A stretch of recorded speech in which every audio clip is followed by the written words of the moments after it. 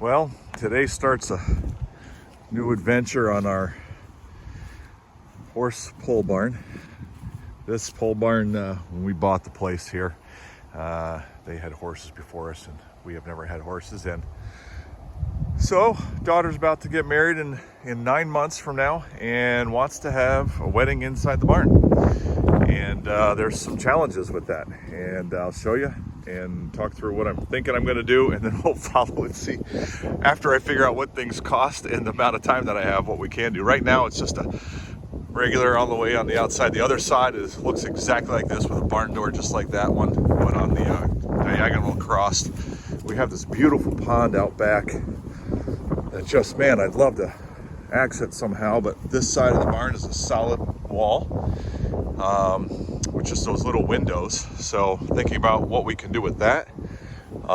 Maybe doors like this back there. I don't know, because like I said, I don't know what things cost. I don't know what kind of time I have to do things.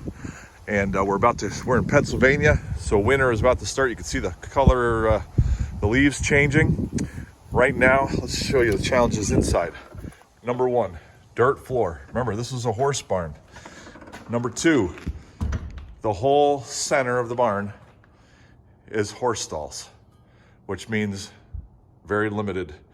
So up there is a big loft above the horse stalls that was used for hay storage, things like that. We've used it for little events and stuff. Little staircase there, real, not a comfortable staircase.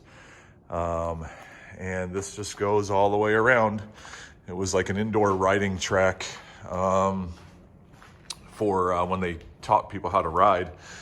The people before us who had the horses, 3 stalls on each side.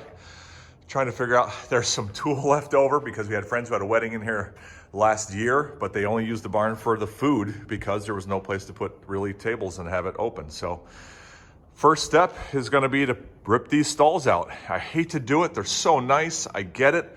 People who have horses right now are freaking out, I'm sure, because it's got big 2-inch solid thick tongue and groove walls.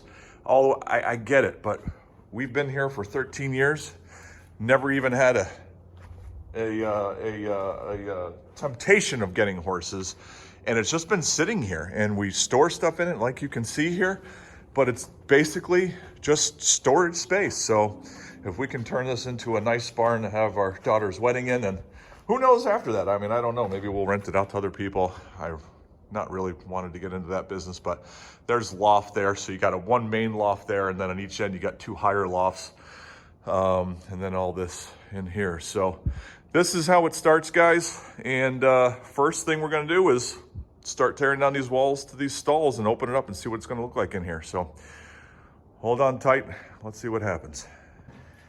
Well, little 4-hour update. You can see 2 stalls almost done. All those walls are still there. These walls are 2x6 tongue and groove and proving to be an absolute bear to get out. All nailed in with these spirally nails that do not like to pull out without breaking it. And I'm trying to save this wood to use on the exterior walls eventually. But it is coming. Slow process, but we'll get there.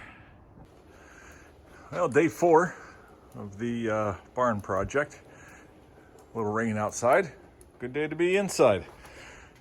So day 4, working on removing the stalls. It's the first step in this whole project, and you can see it is taking forever.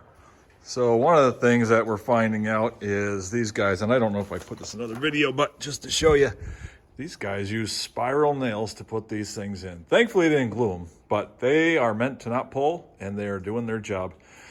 One of the challenges I have, if you're watching this, you're probably like, why don't you just sawzall it all out? Yep, pulling all the nails. This is all 2x6 tongue and groove wood. That's everything that I've salvaged so far.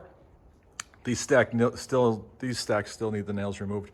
Going to use those on the exterior walls, and that's why I'm trying to be careful and trying to keep as long span as I can. So I have been, if I have a run where that's only overlapping maybe an inch or 2, I have been using the sawzall to cut it off.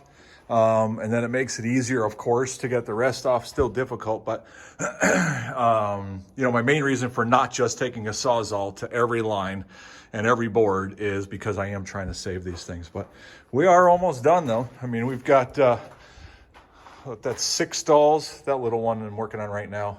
6 stalls done. The last 2, one back there, and then this one here. And after that, we will be to the end. So got to remove that staircase in order to get those boards off. So that'll be fun to figure out too. And rebuild the staircase to keep the mezzanine up. So